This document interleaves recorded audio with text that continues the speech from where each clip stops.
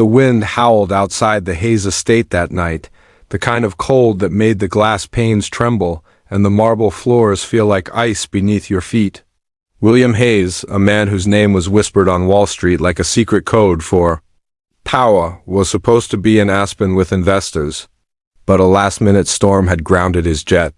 At 1:47 a.m., his driver rolled the black Bentley through the iron gates.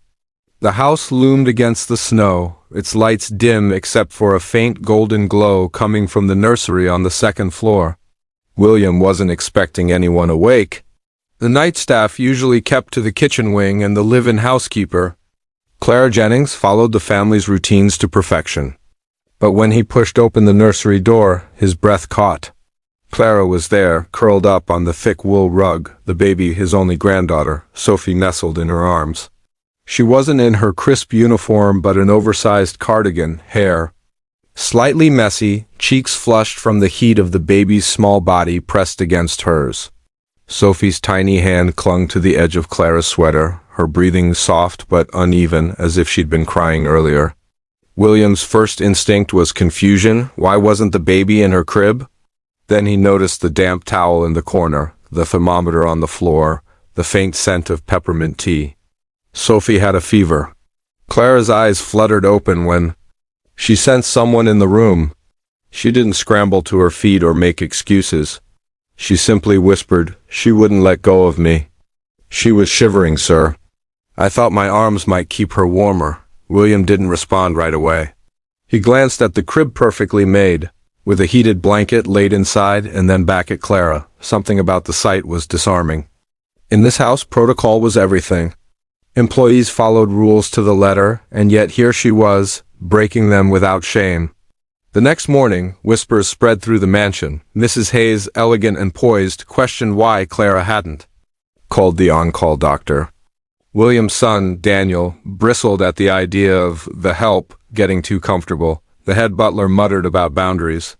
But William said nothing, at least not yet. That night, when everyone else was asleep, William found himself replaying the scene in his mind. He thought of the endless stream of nanny Sophie had gone through since her parents' divorce, each one efficient but distant. None of them would have done what Clara did. A few days later, Sophie's fever broke, but the atmosphere in the house had changed. Clara noticed staff members watching her with thinly veiled suspicion. One of the cooks warned her quietly that she might be pushed out for crossing a line. Still, she carried on with her duties, laundering linens, preparing the baby's meals, humming lullabies at night. Then came the twist no one saw coming. On the evening of a high-profile charity dinner, Sophie went missing from her playroom. Panic swept the house.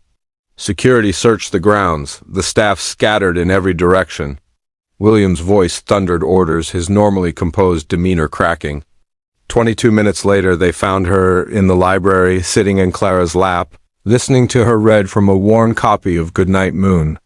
The child's tear-streaked face was calm, her tiny hands gripping Clara's as if they were lifelines. That night, William made a decision.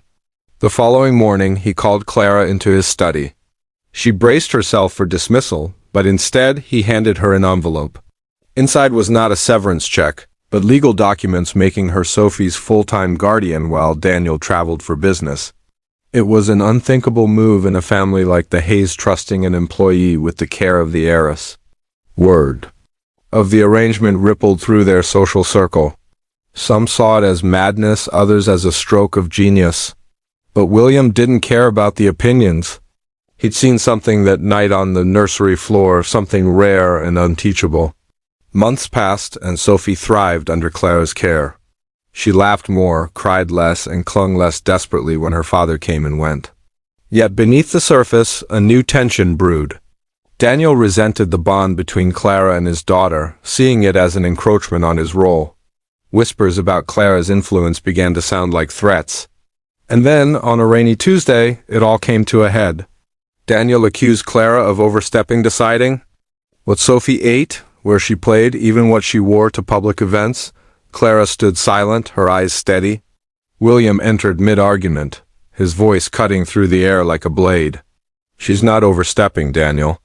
She's doing what? You won't?" The room fell silent.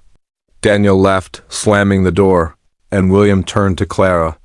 I can't undo what life has taken from this family, he said, but I can make sure Sophie never goes without what matters most. The unspoken truth hung between them: love, trust, and responsibility couldn't be bought, no matter how many zeros sat in a bank account. It had to be earned, night by night, choice by choice, sometimes by breaking the very rules meant to keep order. And all of it had started on that freezing winter night, when a housekeeper chose the warmth of her arms over the cold perfection of a crib. That choice, simple and quiet, would bind them together in ways none of them could have imagined, and in the years to come, it would be the difference between a child who merely survived and one who truly thrived. Clara never asked for thanks. William never tried to put it into words. But in the silence that grew between them, there was understanding, a kind that didn't require contracts or instructions. And as the seasons changed outside the Hayes estate, so did the family inside.